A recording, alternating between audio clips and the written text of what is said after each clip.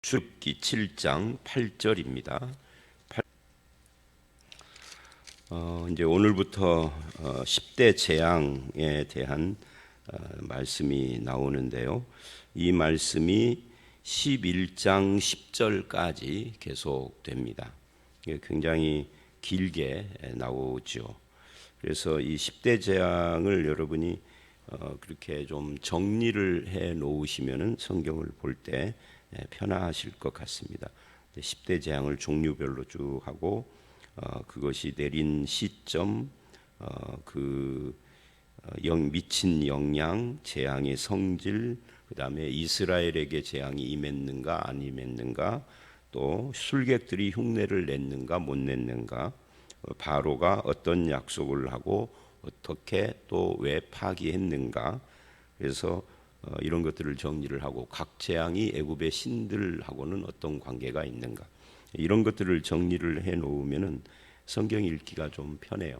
10대 재앙이 우리가 10대 재앙 그러면 딱 들어오지만 성경 자체를 읽다 보면은 이게 복잡하고 성경 읽기를 가로막는 요인이 되기도 하고, 이제 나중에 장자의 죽음과 유월절 쪽으로 가면은 막 얽혀 있어요. 그래서 이제 이런 것들을 도표화 시킨다든지 아니면은 정리를 해 놓으면은 성경 읽을 때 안 막히고 헷갈리지 않고 그렇죠.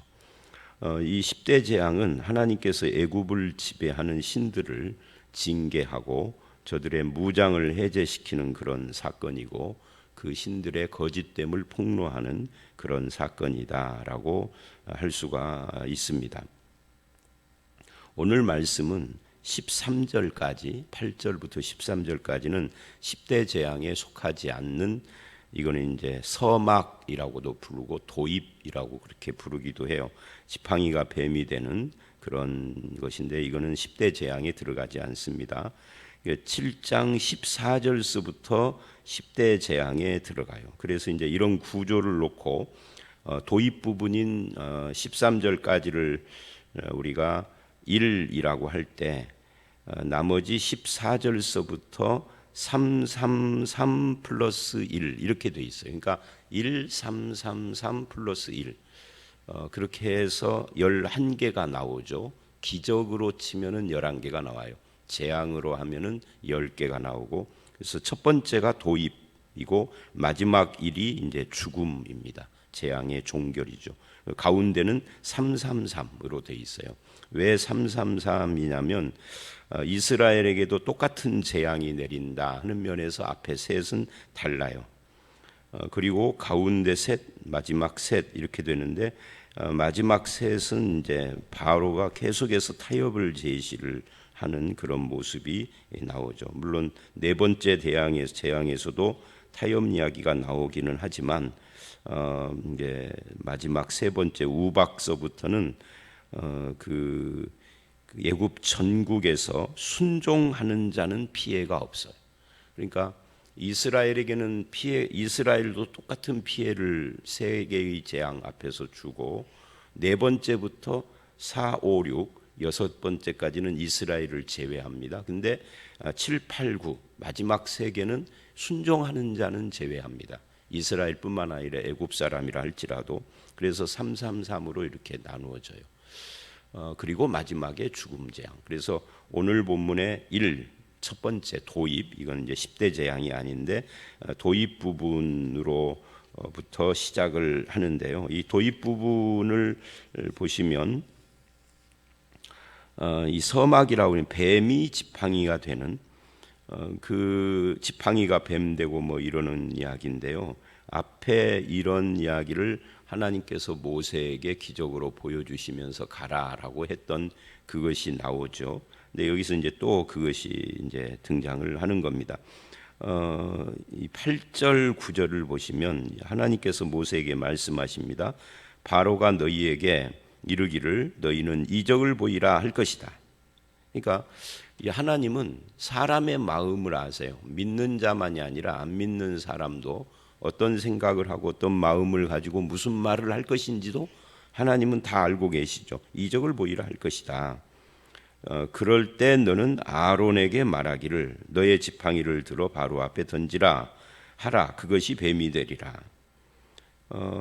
정확하게 사람 마음을 알고 어떻게 해야 할 것인지도 하나님이 다 알고 코치를 하시는 그런 장면입니다. 그러니까 바로가 애굽을 통치하는 것 같아도 실제로 온 세상을 통치하시는 분은 하나님이십니다. 왜냐하면 그 통치자의 마음을 주관하시는 분이 하나님이니까. 우리가 흔히 농담으로 그런 말을 하잖아요. 남자가 세계를 지배하지만 그 남자를 지배하는 것은 여자다, 이런 말을 하는데 그런 거고 같은 건 아닌데 비슷하죠. 하나님이 사람 마음과 삶을 주관하고 계신다. 바로도 예외가 아니다 하는 이야기고요.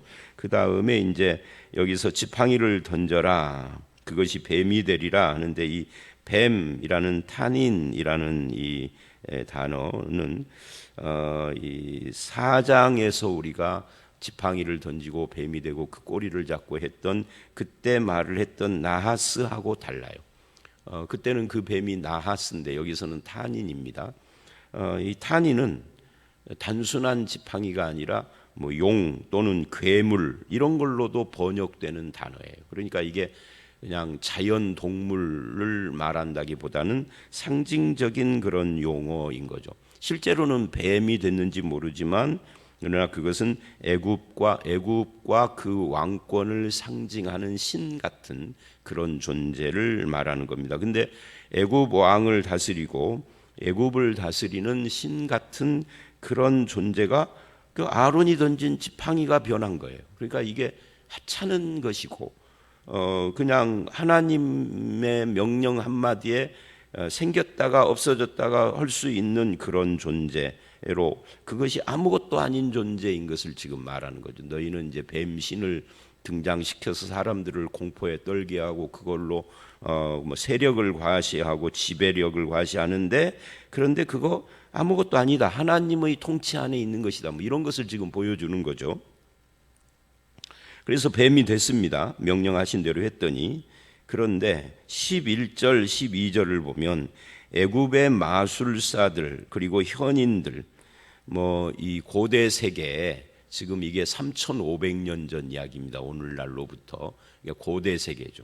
고대 세계의 현인들, 현인이라는 게 지혜자들이잖아요. 근데 그 현인들이라고 불리우는 이 사람들은 대체로 점성술사나 또는 뭐 어떤 그런 것들입니다. 그러니까 오늘날 우리로 말을 하면 이제 무당이나 이런 것들이 현인으로 불렸어요. 그 고대 세계는. 우리나라도 그랬죠. 언젠가 우리나라의 무슨 드라마, 그 드라마 제목은 제가 기억이 안 나는데 고구려인가 어디를 다루는 드라마에 보면은 신녀 같은 거 나오잖아요. 그 굉장히 신녀가 중요한 역할로 나오던데 그 신녀가 무당을 말하는 겁니다. 그러니까 무당이 왕 옆에서 모든 걸 코치하잖아요. 그런 거하고 비슷한 존재들이에요. 이 현인 마술사. 그러니까 이 사람들도 그대로 또 애굽의 요술사, 그 요술로 그대로 똑같이 행합니다. 흉내를 내는 거죠. 그런데 12절 끝에 보면은 아론의 지팡이가 그들의 지팡이를 삼키니라 그래요. 어떻게 삼켰는지 그건 모르겠습니다. 아무튼 삼켰습니다. 그러니까 이거는 그들의 그런 그 흉내내는 그 기적이, 이 기적이라기보다는 또 요술이죠. 그것이 정말 아무것도 아닌 것이다, 거짓이다 하는 것을 이렇게 보여주고 있습니다.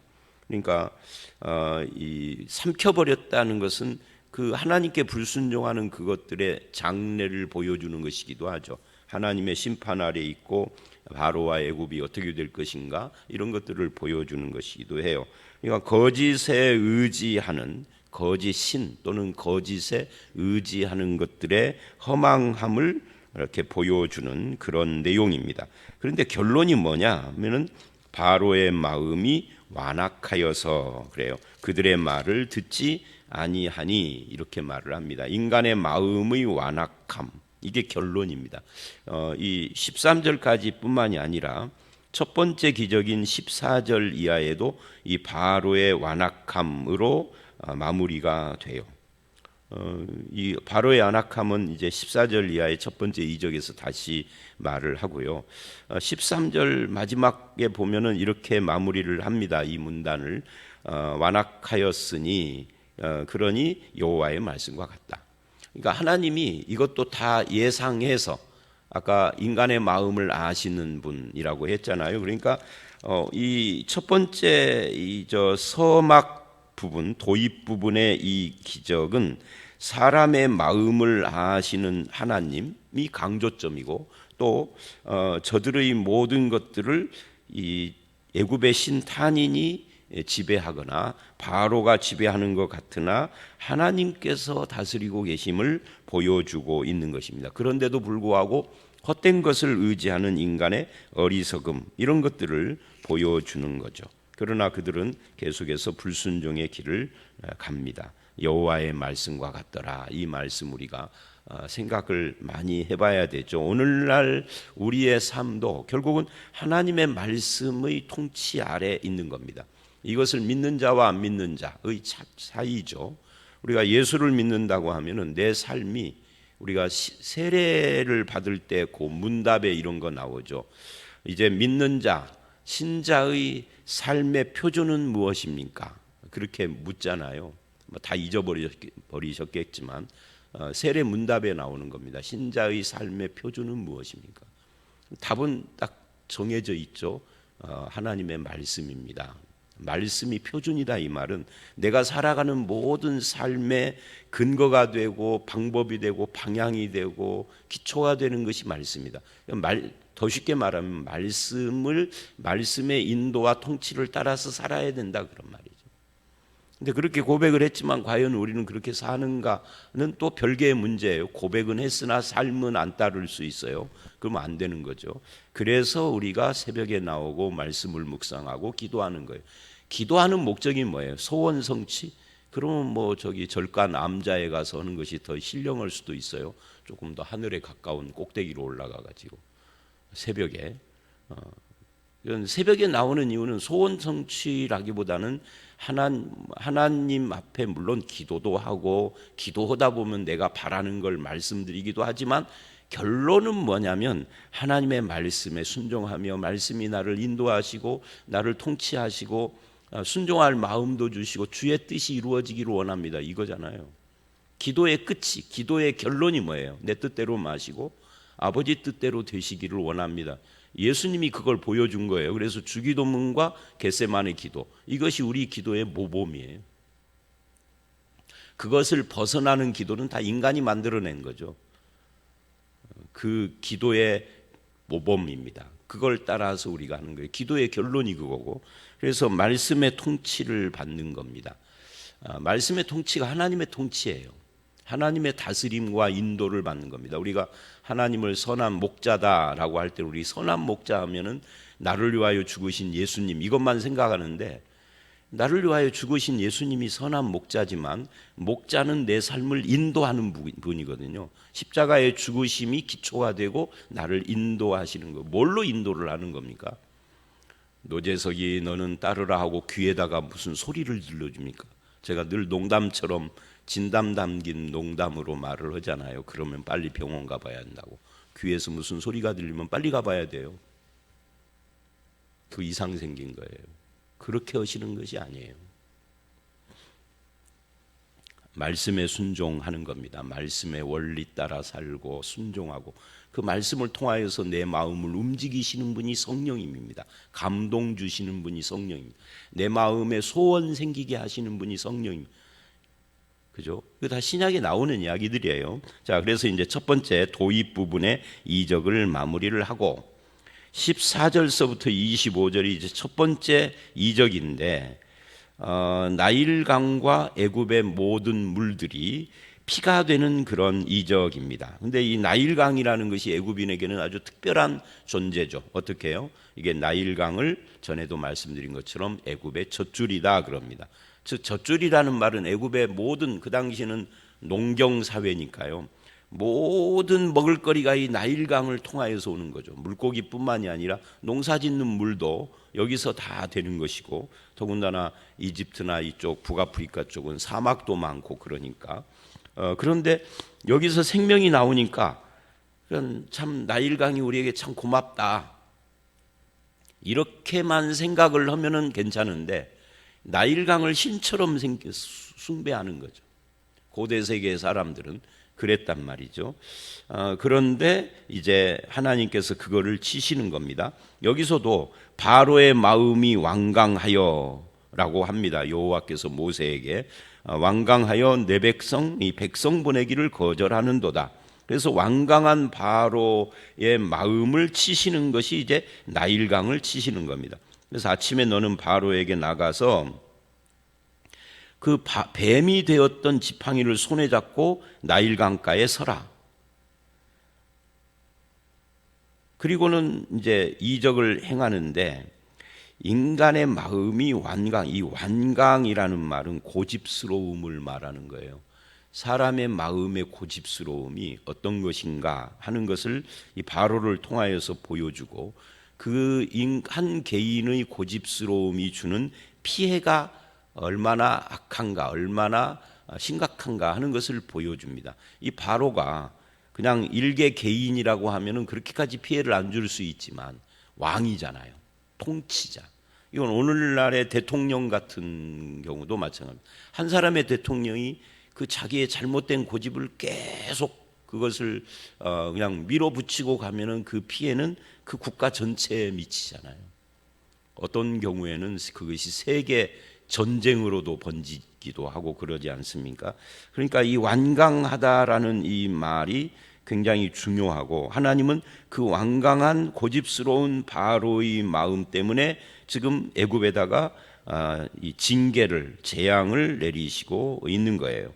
근데 그 재앙을 내리실 때 하나님이 변함없는 목적으로 주장하시는 것이 있어요. 그게 뭐예요? 16절을 보니까 그에게 이렇게 말을 해라. 그러니까 재앙 자체가 목적이 아닙니다. 이걸 통하여서 바로에게 뭘 깨닫게 하는 것이 목적인데 그건 뭐냐? 히브리 사람의 하나님 여호와께서 나를 보내서 내 백성을 보내라라고 하신다는 거죠. 그러면 그들이 광야에서 나를 섬길 것이니라. 그러니까 여기서 중요한 것은 히브리 사람의 여호와, 하나님 여호와, 그리고 내 백성, 이 두 가지. 이것은 앞에서 모세에게 했던 말씀이고 모세가 바로를 만나서 하라고 하나님께서 주셨던 말씀이고, 그러니까 이게 앞에서도 한 두세 차례 나왔던 말이에요. 근데 변함없이 하나님이 이 말씀을 하십니다. 10대 재앙이 끝날 때까지. 그러니까 하나님은 어떤 분이냐 하는 것을 보여주는 거죠. 신실하신 하나님일 뿐만 아니라 히브리, 핫비루, 말하자면 잡초 같은 그런 무슨 인도의 불가촉 천민 같은, 또는 유럽의 집시 같은, 또 한국의 무슨 뭐 백정 같은 그런 하찮은 뭐 쌍것들이라고 옛날에 그렇게 많이 불렀는데, 쌍놈, 한국 사람들이 쌍놈이라고 불렀던 것 같은 그런 집단. 근데 그런 집단의 하나님이라는 걸 굉장히 자랑스럽게 표현하시는 하나님. 우리 그런 생각을 많이 하잖아요. 네가 믿는 기독교인 중에 잘난 사람 누구 있어? 이렇게 그 사람들이 누구도 있고 누구도 있고, 뭐 우린 주로 탤런트 누가, 연예인 누가 예수를 믿고, 정치인 중에 대통령 누구, 이승만, 이명박, 뭐 이런, 그러고 보니까 둘 다 이시네. 이런 걸 굉장히 내세운단 말이죠. 근데 하나님은 그렇게 말씀을 하시잖아요. 내가 무슨 이명박, 이승만의 아버지 하나님이야 이렇게 말하지 않고, 뭐 너네 동네 대대로 그 백정했던 사람들이 있잖아, 내가 그 하나님이야 이렇게 지금 말하고 있다. 이게 그냥 우리가 그냥 성경에 기록되어 있으니까 무감정하게 읽지만 이거를 현실 속에서 재현해 놓으면은 그런 말이에요. 양반들이 우글우글하는 데서 네가 믿는 하나님은 어떤 것이 누군지를 변명을 해봐라, 증명을 해봐라, 뭐 또는 뭐 증거를 해봐라. 저 운마을에 상놈들 사는 그 집성촌이 있는데 그게 하나님입니다. 그럼 얼마나 웃기겠어요. 그리고 손가락질을 하고 저 백정의 하나님이래, 쌍놈의 하나님이래 그럴 거 아니에요. 근데 하나님은 그걸 아무렇지도 않게 내 백성이다. 나는 그들의 아버지다. 아버지가 대단하면 자랑스러워하잖아요. 반대로 아들이 굉장한 어떤 위치에 있다든지 무슨 제가 전에도 그런 말 여러 번 했는데 시골길 가다 보면은 동네 앞에 축 해가지고 이번에도 어디를 가니까 축하고 뭘 프랭카드를 했는데 보니까 그 마을에 누구 아들이 이번에 무슨 장군이 됐대요. 장군. 그러니까 굉장한 거죠. 이 동네는 암흑의 장군이 태어난 동네야.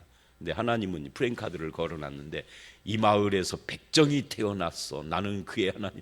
이러고 있으니까 내가 그의 아버지야. 그러고 내 아들이 당신 아들이 뭐 하는데요? 내 아들이 저 아랫마을 무슨 첨지집에 지금 5년째 머슴을 살아. 나는 그의 하나님이야. 이런단 말이죠. 그래서 이거를 이 성경을 읽을 때 이런 하나님이 나의 하나님이다. 그러면 이거를 이제 우리에게 적용하면 내 삶이 어떤 처지에 있어도 우리는 그것에 대해서 흔들릴 필요는 없는 거죠. 반대로 내 삶이 엄청나게 세상에 잘 나간다 해도 그거 가지고 고개 뻣뻣이 들고 자랑스러워하고 그거 가지고 내 신앙을 증명하는 것이 아니라, 그죠? 근데 우리는 그런 것에 흔들려요. 이 16절 말씀은 변함없는 하나님의 목적이고 하나님의 자기 자기 증거입니다. 내가 누구냐? 이스라엘도 똑같은 거죠. 그리고 이제 나일강을 치면 그것이 피로 변하리라 17절. 이 16절의 그런 선언과 함께 나일강이 뭐라고요? 애굽의 젖줄, 애굽의 신. 그런데 그거를 치면 피로 변하리라. 너희들이 대단하게 생각하는 그런 나일강 아무것도 아니야. 내가 그걸 피로 바꿀 수 있는 존재야. 그런데 나는 너희들이 그렇게 하찮게 생각하는 히브리인의 하나님 아버지야. 이러고 있다는 거죠. 악취가 날 것이다. 생명의 젖줄인데 악취가 난다. 그물 마시기를 싫어하리라. 그물이 없으면 못 살 것 같았는데 이게 이제 하나님이 다 치신 거예요. 또 19절 아론에게 명령하기를 네 지팡이를 잡고 네 팔을 애굽의 물들과 나일강뿐만 아니라 다른 물들과 강들과 운하와 목과 모든 호수에 내밀라. 그것들이 피가 되리니 애굽 온 땅과 나무 그릇과 돌 그릇 안에 모두 피가 있으리라. 그러니까 이제 피를 먹어야 되는 거잖아요. 이게 참 그 정수기도 없는 때인데. 그래서 완전히 이 지경이 되면은 첫 번째 재앙서부터 항복을 했어야 되는데 항복을 하지 않습니다. 왜 항복을 하지 않는가? 22절을 보니까 애굽 요술사들도 자기들의 요술로 그와 같이 행함으로 바로의 마음이 완악하여. 그러니까 바로의 마음이 완악해진 이유를 지금 말하고 있는 겁니다. 근데 이것도 16절을 보면 네가 듣지 아니하도다. 이미 하나님은 바로의 마음 상태를 알고 계세요.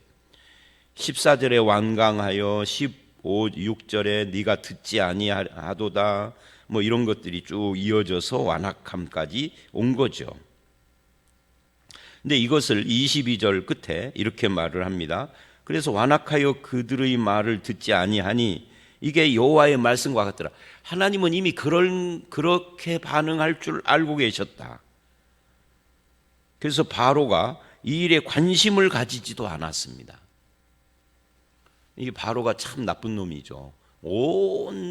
전 이집트의 백성들이 지금 먹을 물이 없어서 물만 뜨면 핏물이니까 고통을 당하는데 관심이 없어요.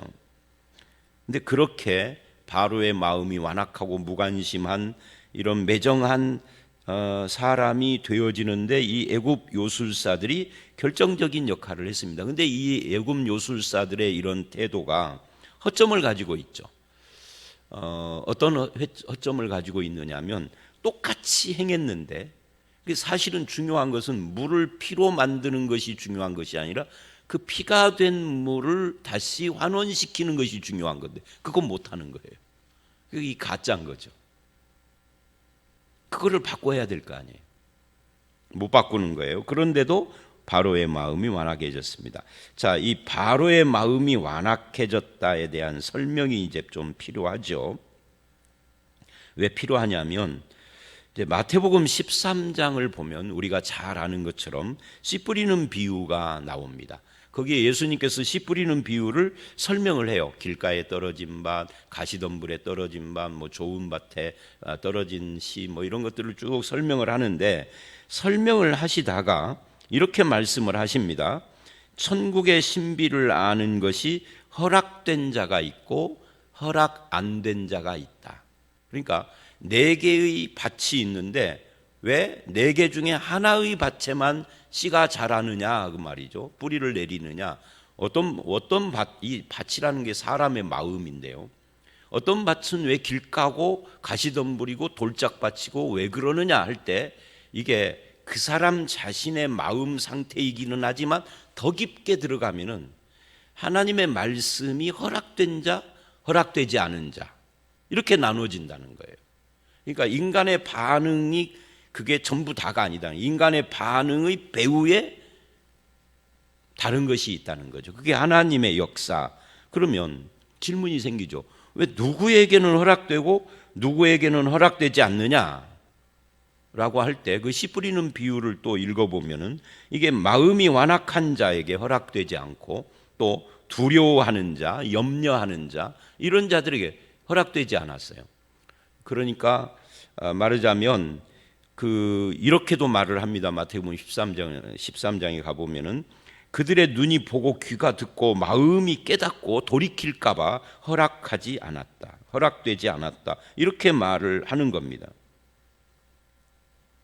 그러니까 하나님께서 이걸 거꾸로 이야기를 하면 우리에게는 허락된 거잖아요. 지금 하나님의 복음의 말씀이 떨어져서 뿌리를 내리고 열매를 맺고 있는 거예요. 내 삶이 그 증거죠. 지금 이 새벽에 나와서 기도한다는 것이 그 증거예요. 그런데 이것이 내가 지혜로워서 깨달은 것도 아니고 허락돼서 깨달은 것이다.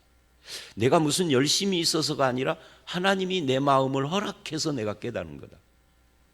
그러니까 예수를 믿고 복음을 깨닫고 말씀의 통치와 인도를 받는다는 건 엄청난 복인 거예요. 이거 말고 다른 복이 없는 거죠. 사실은 더 귀중한 복이 없는 거예요. 그만큼 우리가 예수를 믿는 것이 중요한 일이다 하는 것을 지금 말하고 있습니다. 이것이 씨 뿌리는 비유에서 보여주는 사람 마음이 왜 완악해졌는가에 대한 설명이죠.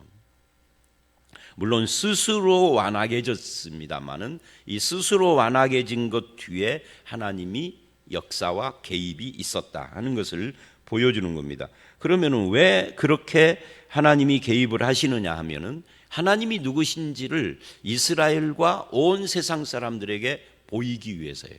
하나님은 누구신가? 하나님의 영광을 드러내기 위해서고 또 철저히 애굽을 심판하심으로써 하나님과 비교해서 이 출애굽의 의미와 가치를 살리고 계시는 거죠.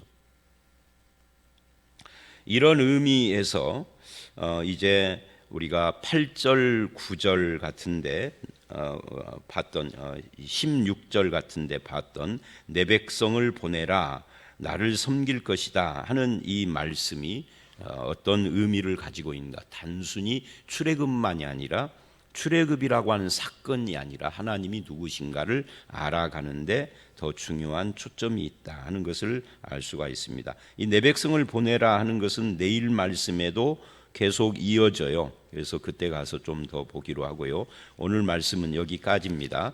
일단 첫 번째 이 도입 부분에서 우리는 뱀, 탄인, 애굽의 요술사들이 흉내를 내지만 이 흉내를 내는 것이 중요한 건 아니에요. 피로 변하게 하는 것도 흉내가 아닙니다. 이 문제를 해결을 했어야 되는데 그건 안 된다. 그래서 이건 거짓이다, 가짜다 하는 거 보여주고요.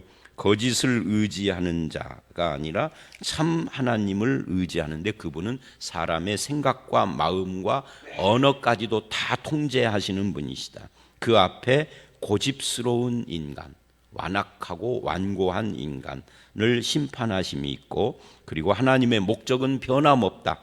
히브리인의 하나님, 내 백성이라고 하는 이 말씀을 통해서 우리가 믿는 하나님이 누구신가, 나 같은 것도 자기 자녀로 부르시고 부끄러워하지 않고 늘 함께 하시는 그 하나님과 동행하시고 그 말씀에 통치를 받는 저와 여러분들이 다 되시기를 주의 이름으로 축원합니다. 함께 기도하겠습니다.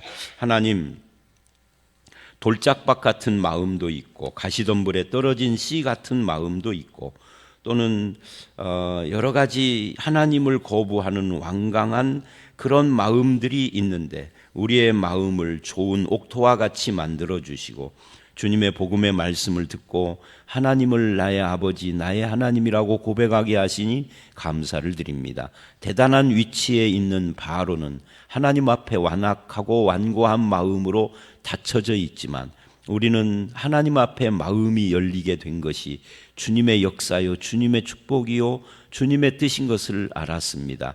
늘 감사하며 주님과 동행하고 주의 말씀을 순종하는 삶을 살아갈 수 있도록 인도하여 주시옵소서. 세상의 모든 헛된 것들을 따라가는 자가 아니라 참된 하나님과 하나님의 길을 따라 살아갈 수 있도록 우리와 함께 하실 줄 믿사옵고 예수님 이름으로 기도드려 싸움나이다. 아멘.